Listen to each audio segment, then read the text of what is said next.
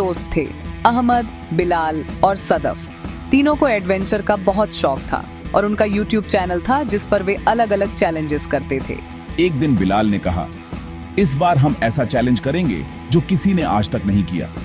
जंगल में 24 घंटे गुजारने का चैलेंज। अहमद और सदफ पहले तो हंसने लगे, मगर फिर सबने फैसला किया कि यह चैलेंज करेंगे। अगले दिन सुबह सवेरे वे तीनों अपने कैमरे, बैग और कुछ जरूरी चीजों के साथ जंगल की तरफ निकल पड़े। जंगल में दाखिल होते ही उन पर एक अजीब सा सन्नाटा छा गया।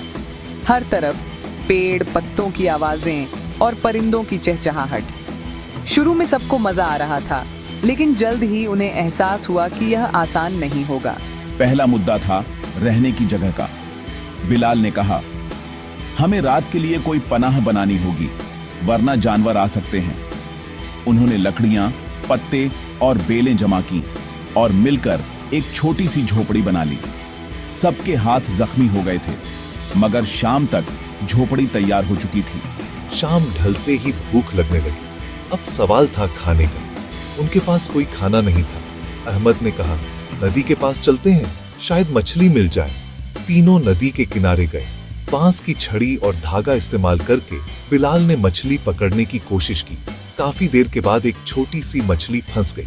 सब खुशी से चिल्ला उठे। अब मुद्दा था आग जलाने का। सदफ ने पत्थरों को रगड़कर चिंगारी पैदा करने की कोशिश की। काफी देर बाद धुआं उठा, फिर धीरे धीरे आग जल गई। तीनों ने मछली पकाई और थोड़ा थोड़ा खाया। उनके चेहरों पर थकान भी थी, मगर खुशी ज्यादा थी।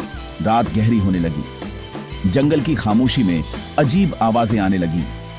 पेड़ों के बीच कहीं से पत्तों की सरसराहट सुनाई दी। अचानक बिलाल ने कहा, यह आवाज किसकी है?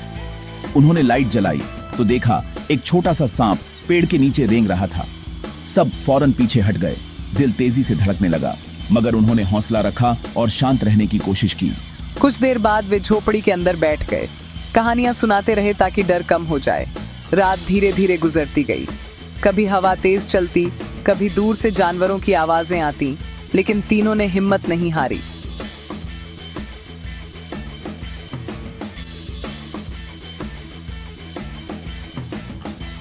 जब सुबह की रोशनी फैली तो सब बाहर निकले। सूरज उग रहा था, हवा ठंडी थी और परिंदे चहचहा रहे थे।